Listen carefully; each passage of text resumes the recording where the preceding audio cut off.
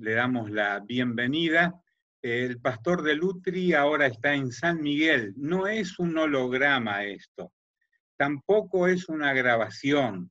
Está en su casa en San Miguel, ya ha disfrutado de su desayuno. También la iglesia en San Miguel tienen una celebración similar, pero a las 10 de la mañana, así que él está saliendo de una reunión virtual a otra reunión virtual. Así que, pastor de Lutri, te damos la bienvenida. Hoy es el Día del Padre en la Argentina, así que un aplauso para de Lutri, que es papá también, además de ser abuelo, y a todos los padres argentinos. El Día del Padre. Nosotros tuvimos el Día de los Abuelos el viernes pasado. Salvador, ¿qué hora es ahí ahora? Las 11:38. Bien, para que todos sepan que estás ahí, que no es una grabación. Sí, no, pero por supuesto. Tuve que salir de la reunión virtual de la iglesia para entrar en la reunión virtual esta, ¿eh? Así que Bueno, por eso entré tarde. no, entraste bien a tiempo. Entiendo que puede haber algunos en este Zoom que son de San Miguel, que tú les ibas a pasar la noticia de que ibas a Sí, estar. creo que están terminando recién la reunión, así que va a ser difícil que hayan entrado. Ajá, Están en el post de la reunión nuestra. ajá. Me pareció ver algunas caras este, de personas que nunca había visto, por eso lo Ujú. menciono. Bueno, te damos la bienvenida, gracias, es un privilegio contar contigo en esta ocasión, en este tiempo diferente para los evangélicos también, y contanos un poquito cómo están viviendo ustedes la pandemia en tu iglesia, en la Argentina, en Buenos Aires, y luego escuchamos lo que Dios ha puesto en tu corazón para compartir. Ujú. Bueno, nosotros estamos viviendo llevamos ya 90 y tantos días de reclusión, porque no se puede salir. Una reclusión bastante discutible, pero bueno, pero hay que cumplirla. La iglesia también está cerrada y yo creo que hasta septiembre, octubre, no vamos a poder reunirnos de ninguna manera. Estamos reuniéndonos los domingos a la mañana, tenemos un estudio bíblico los días miércoles, tenemos algunas reuniones de oración, se hacen reuniones de oración por grupo, siempre virtual, ¿no? Porque no podemos salir de nuestra casa. Y para salir tenemos que tener un permiso. Lo que quiere decir que estamos bastante limitados en todo. Yo elevé una protesta y una dura protesta por esto, porque creo que sí hay que limitarse, pero hay algo que es la responsabilidad personal, ¿no? Porque casi nos obligan a que pasados los 65 años, para ir hasta la esquina, teníamos que pedir un permiso al gobierno, y entonces ya estamos ya perdiendo las libertades individuales, ¿no? Quiere decir que la situación en Argentina está difícil. No obstante, las muertes siguen creciendo, pero les voy a dar un dato porque es lo que nos preocupa más. Nosotros tenemos hasta este momento 1.000 muertos, pero en el año 2018, por la gripe aviar, hubo 32.000 muertos, ¿no? Y sin embargo no hubo ninguna cuarentena ni nada. Y esa es la gran pregunta que nosotros estamos haciendo en este momento, ¿no? ¿Qué es lo que está pasando ahora que no pasó en aquel momento? Así que bueno, estamos un poco encerrados. Gracias a Dios, lo virtual está funcionando. Yo ya me siento un virtuoso con tanto virtual, ¿no? Pero está funcionando, está funcionando. Y hemos aprendido, yo creo que esta es una gran lección de Dios, ¿no? Nos enseñó que hay medios que no estábamos usando como debíamos y los tenemos que usar. Nos está enseñando que la iglesia no es el edificio, sino todos nosotros. La iglesia sigue viva. Nos está enseñando paciencia a los argentinos más que a nadie, porque después de 90 días, bueno, será porque necesitamos más paciencia que los uruguayos. ¿Qué le va a hacer? Esta es la realidad que nosotros vivimos y uno trata de superarla con humor y con mucho trabajo, porque si hay algo que se me ha duplicado ha sido el trabajo. Estoy de reunión virtual en reunión virtual, de país en país, y de región de Argentina a región de Argentina. Es terrible la forma en que se duplica el trabajo en este momento. Además, estamos haciendo el programa Tierra Firme y lo estamos haciendo por teléfono. Realmente, a veces yo lo escucho y me agarro la cabeza, es horrible ver el sonido que tiene el teléfono, pero bueno, por lo menos estamos al aire y estamos diciendo algo para este momento. Quería compartir con ustedes en el libro del profeta Joel, unos versículos en el libro del profeta Joel. El profeta Joel, el capítulo 2, si ustedes tienen la Biblia, Joel capítulo 2, allí es donde vamos a leer. El capítulo 2 en el versículo 1. Yo los estoy viendo a todos, así que si alguien se levanta y se va, yo tengo el nombre y lo voy a mencionar. Capítulo 2 de Joel, versículo 1. Tocad trompeta en Sión y dad alarma en mi santo monte. Tiemblen todos los moradores de la tierra, porque viene el día de Jehová, porque está cercano.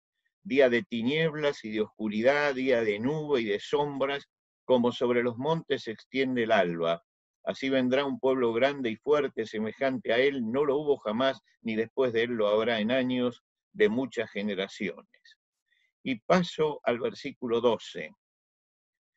Por eso, pues, ahora dice Jehová, convertíos a mí con todo vuestro corazón, con ayuno y lloro y lamento, rasgad vuestro corazón y no vuestros vestidos, y convertíos a Jehová vuestro Dios, porque misericordioso es y clemente, y tardo para la ira y grande en misericordia, que se duele del castigo. ¿Quién sabe si volverá y se arrepentirá y dejará bendición tras de sí? Esto es, ofrenda y libación para Jehová vuestro Dios.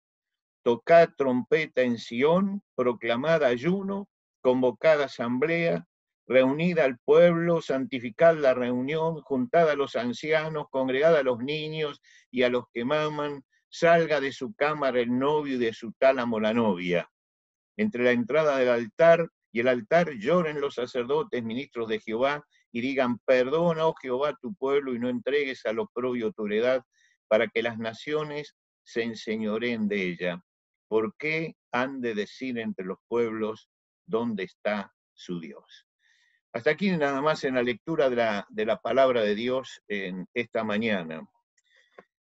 Nicolás Berdyaev, que es un marxista que se convirtió al cristianismo, escribió una obra que uno la va a sacar de la biblioteca en este momento porque se editó en el año 70 y tanto, pero uno la saca por la actualidad que tiene, el tema que está tratando y que hoy están tratando algunos intelectuales también, que es una nueva Edad Media.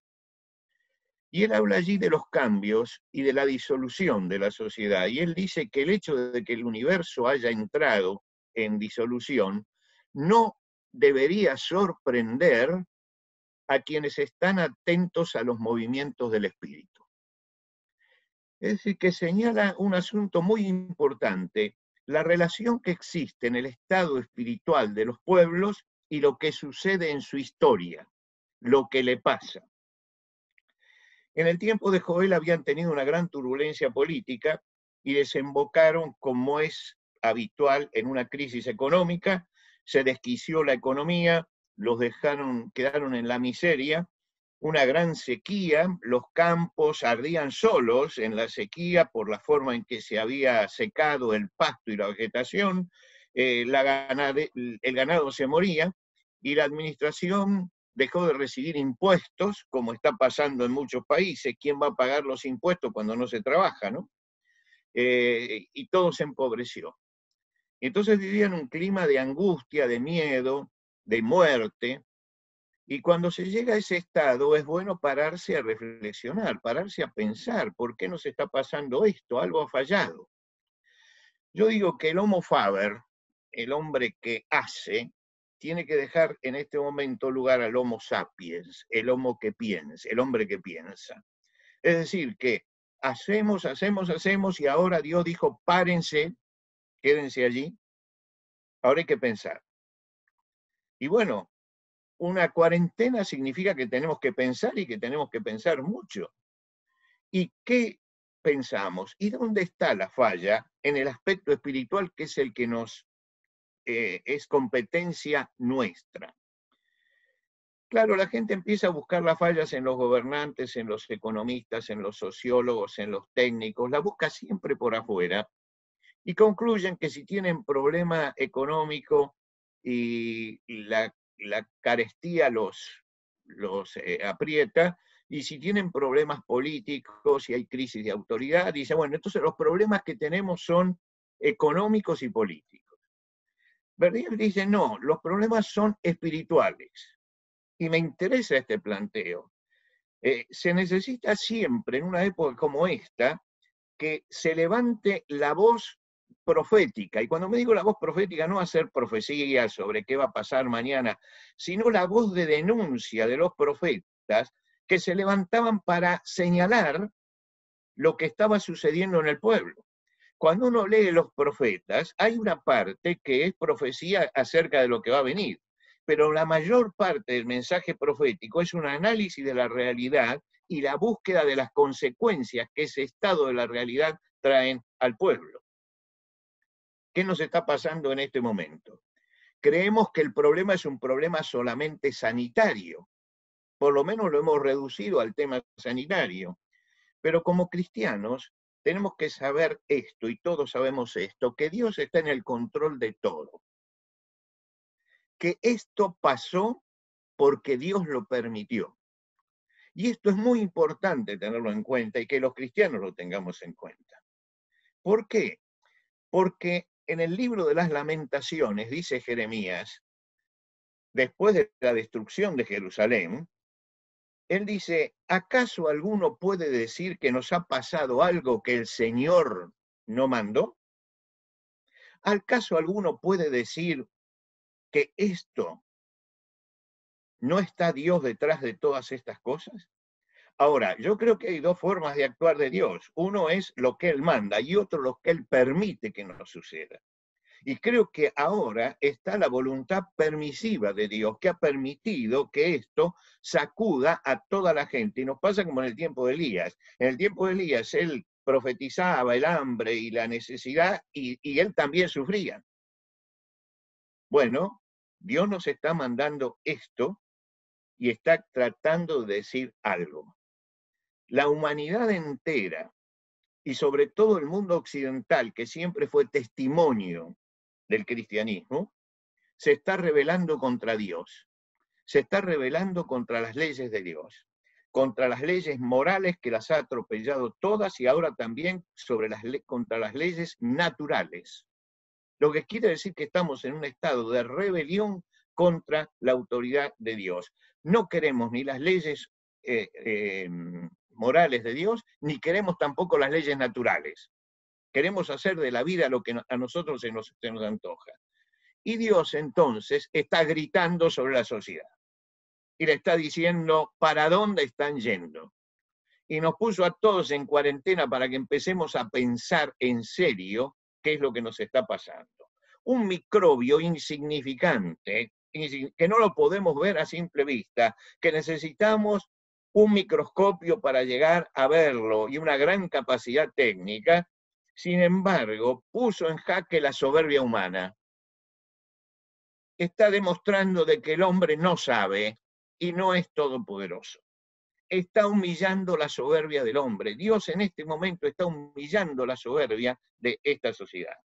Nosotros estamos viviendo en un tiempo entonces que si Dios está actuando en esta forma y le está demostrando a los hombres que Él es todopoderoso y que ellos que creyeron que eran todopoderosos no pueden, le está mostrando que la ciencia tiene un límite, le está mostrando que el dinero no sirve para nada, que todo este sistema económico que nosotros tenemos es un sistema que no nos va a dar la felicidad. En este momento Dios grita, señores, piensen en esto. Mucha gente es muy simple y no se da cuenta de las cosas. no analiza la realidad, pero suena la trompeta de alarma. Cuando nosotros leíamos recién en Joel, decía que suene la trompeta. En Israel había, ya en el libro de los números, había 2 trompetas que Dios le había mandado hacer a Moisés. Y esas trompetas sonaban de determinada forma. Y había alguna forma de sonar que era que Dios advertía, y en otra aparecía la trompeta sonando para reunir al pueblo. Si ustedes siguieron con atención la lectura, se habrán dado cuenta que Joel habla de 2 trompetas, de la trompeta de alarma en primer lugar y de la trompeta de reunión en el segundo lugar. Es decir, que él está diciendo que Dios ha hecho sonar en primer lugar la trompeta de alarma y nosotros tenemos que hacer sonar ahora la trompeta de reunión también. Dios siempre está detrás de todas las cosas y Dios actuó en el pasado, pero actúa en el presente.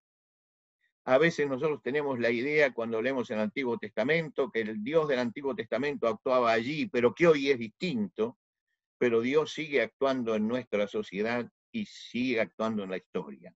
Y lo que hace Joel es descorrer el velo, ese velo que tenemos delante, para que escuchemos la trompeta de alarma. Y yo quisiera, como primera parte de esta mañana, que todos escuchemos la trompeta de alarma. Dios está gritando sobre esta sociedad y suena la trompeta de alarma. Muchas veces Dios actúa así. Los hombres son llamados a la reflexión.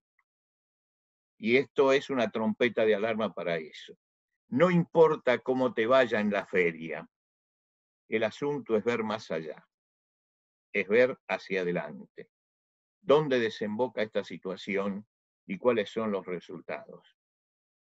El apóstol Pablo escribe a los romanos en el capítulo 13, y esto conociendo el tiempo, que ya es hora de levantarnos del sueño, porque ahora está más cerca de nosotros nuestra salvación que cuando creímos. La noche está avanzada, se acerca el día, desechemos las obras de las tinieblas y vistamos las armas de la luz, conociendo el tiempo, sabiendo analizar esto desde el punto de vista espiritual, desde el punto de vista que Dios quiere que lo analicemos.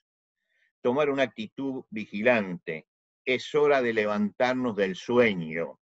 No puede haber modorra en este momento en los cristianos. Tenemos que estar bien despiertos frente a esto. ¿Por qué? Porque la noche está avanzada y se acerca el día. Todos nosotros estamos esperando ese día en que el Señor regrese. Nos está diciendo, yo no hago futurismo barato, ¿no?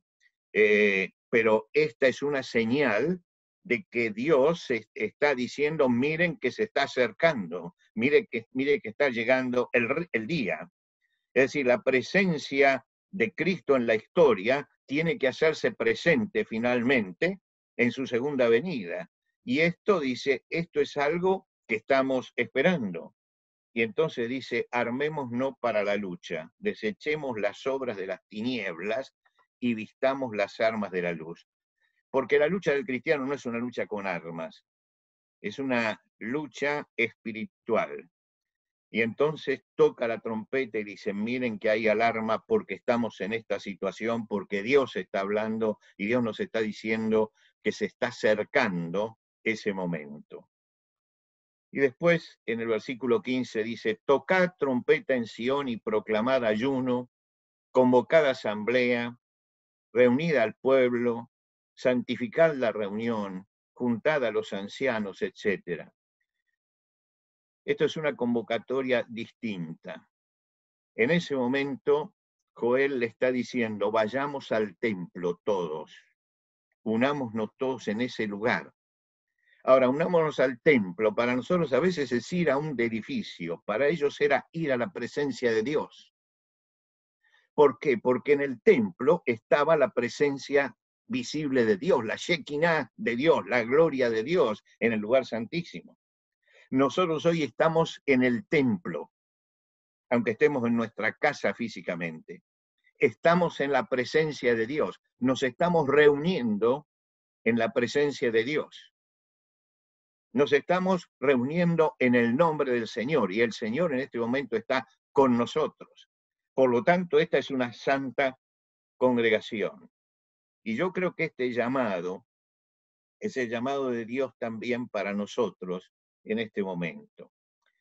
Ante esta situación externa, tenemos en primer lugar que reconsiderar nuestra vida espiritual. Y esto es algo que cada uno lo tiene que hacer. Tenemos tiempo ahora, ¿eh? Tenemos tiempo. Estamos en nuestra casa. Empecemos a pensar en nuestra vida espiritual. No pensemos en la vida espiritual de la iglesia, del hermano. Empecemos a pensar yo tengo que pensar en mi vida espiritual.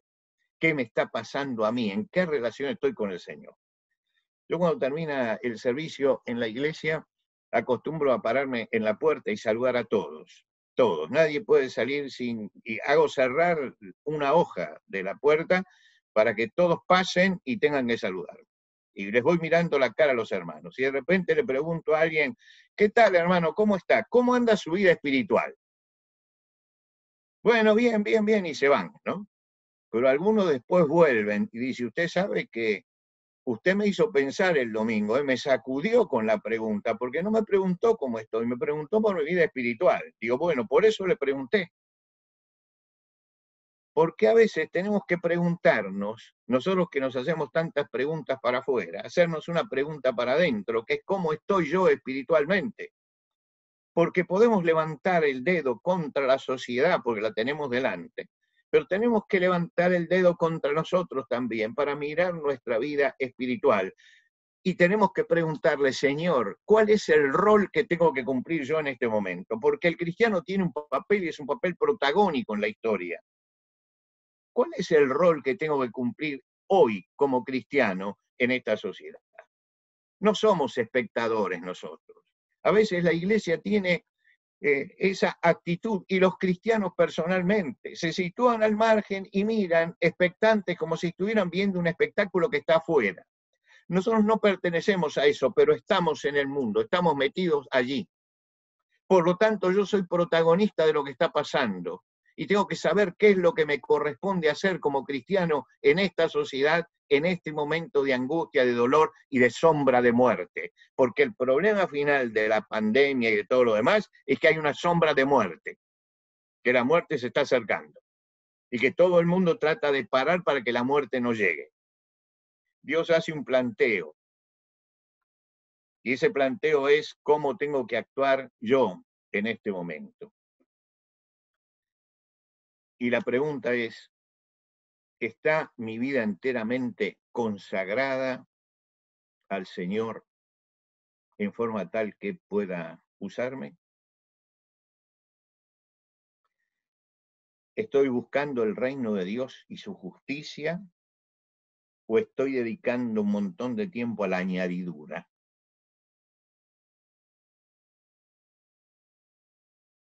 ¿Estoy enseñando a mi familia en los caminos del Señor seriamente? ¿O estoy dejando que la corriente se lleve a mis hijos? ¿Estoy siendo sabio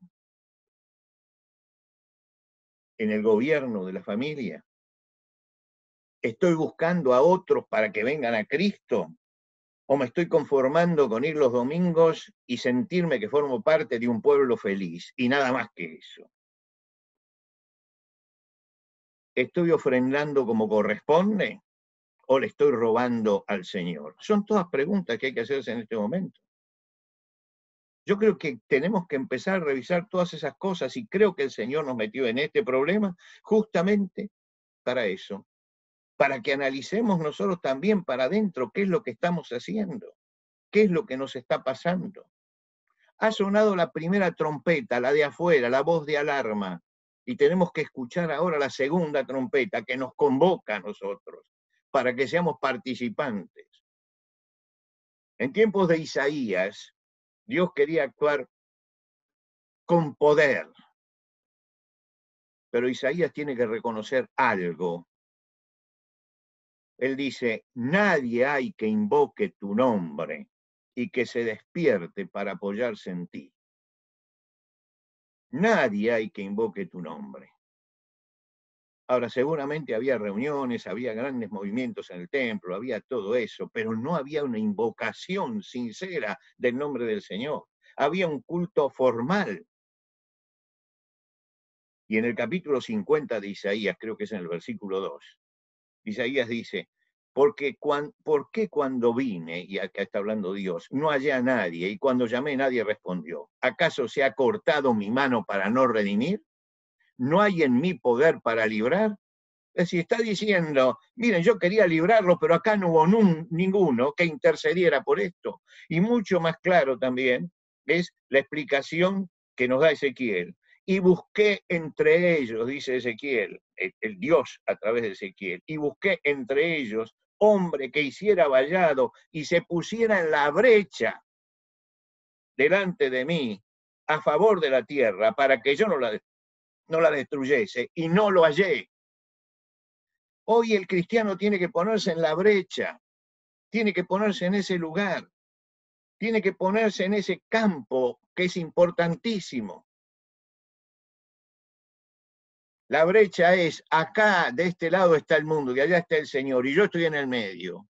Y yo soy el que tengo que levantar mis manos de oración intercediendo por esto que se está perdiendo y pidiendo la misericordia de Dios y que Dios actúe para revertir a una sociedad que se está yendo por un rumbo totalmente equivocado. Busqué entre hombres que hicieran vallado y que se pusieran en la brecha delante de mí a favor de la tierra, y no la destruyese. Y no lo encontré, no encontré a nadie que lo hiciera. Creo que Dios está buscando eso, intercesores que se pongan hoy en la brecha. Y por eso, en el capítulo 2 nos dice Joel, convertíos a mí con todo vuestro corazón, con ayuno y lloro, lamentad, rasgad vuestros corazones y no vuestros vestidos. Es decir, no busquemos lo exterior. El rasgar los vestidos era muy común entre los israelitas, y se rasgaban los vestidos, y después que se rasgaban los vestidos, entonces lo remendaban con puntadas muy grandes para que todos vieran que ellos se habían humillado y habían roto sus vestidos, que se viera la costura de que yo soy espiritual. Y el Señor le dice, rasguen sus corazones y no sus vestidos, dejen el vestido como está, pero rasguen sus corazones, rasguen sus corazones. No estén marcando que están ostensiblemente de duelo, sino tengan un duelo dentro del corazón por las personas que se están perdiendo hoy. Seguramente en tiempo de Joel había muchos que estaban haciendo duelo, pero exterior. Y Dios le dice, señores, dejen de rasgar los vestidos y empiecen a rasgar sus corazones. Joel lo llama a esto, y esto no es un asunto formal, sino que mueve a la conversión. Y estoy hablando de conversión, usted dice, yo ya me convertí, sí, no, pero todos los días tenemos que darnos vuelta, para reenfocar la brújula. Y es ese tipo de conversión del que habla Joel. Cuando uno tiene que remirar su vida espiritual y decir, no, pero estoy apuntando mal, la brújula va para allá, no para donde yo estoy yendo en este momento. ¿Y cómo se quebranta el corazón? En primer lugar, pidiéndole al Señor que nos escudriñe. Nos escudriñe. Tendemos a la justificación y no vemos nuestros propios males, no los vemos a veces. Somos condescendientes con nosotros. Y yo creo que la oración de David en el Salmo 139 es una oración que tenemos que hacer en este momento.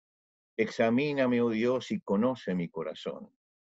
Pruébame y conoce mis pensamientos. Y ve si hay en mí camino de perversidad, y guíame en el camino eterno. Hermanos, no es cuestión de decir pobres nosotros que estamos en esta situación, sino de acercarnos al Señor y decir, Señor, examina mi vida para saber qué es lo que yo tengo que hacer hoy. Y arrepintiéndonos de corazón delante de Dios. El arrepentimiento, que se ha desvirtuado tanto en el mundo occidental por las religiones populares, que muchos creen que es ir a la iglesia y golpearse el pecho y decir por mi culpa, etcétera, ¿no es cierto? Muchos creen que eso es el arrepentimiento. No es golpearse el pecho y decir por mi culpa, por mi grandísima culpa, mirando para otro lado. Es cambiar la forma de vivir. El arrepentimiento es eso, es hacer girar la vida para reenfocarla a una nueva forma de vivir, una nueva dependencia del Señor, un nuevo rumbo para nuestra vida. Mis hermanos, ¿dónde habita el Señor? Así dijo el alto y sublime, dice en Isaías, el que habita en la eternidad y cuyo nombre es santo. Yo habito en las alturas y en la santidad, y con el quebrantado y el humilde de espíritu. Yo habito en las alturas y en la santidad, y con el quebrantado y humilde de espíritu, para hacer vivir el espíritu de los humildes y para vivificar el corazón de los quebrantados. Mis hermanos, tenemos una gran oportunidad por delante, una gran oportunidad. La gente está clamando por una respuesta. Está clamando. Si ustedes miran la página de nuestra iglesia, ustedes van a ver que yo estoy predicando 10 minutos cada domingo. Hoy hice más, hice 12, 13 minutos. 10 minutos. Y es evangelización. ¿Por qué? Porque yo termino de hablar y los hermanos mandan a sus amigos, mandan a sus vecinos. Y esa gente que nunca vino a la iglesia ni vendría tampoco, resulta que ahora, cuando el problema es acuciante, están buscando una respuesta y no la tienen. Y descubren que la esperanza la está teniendo el cristiano.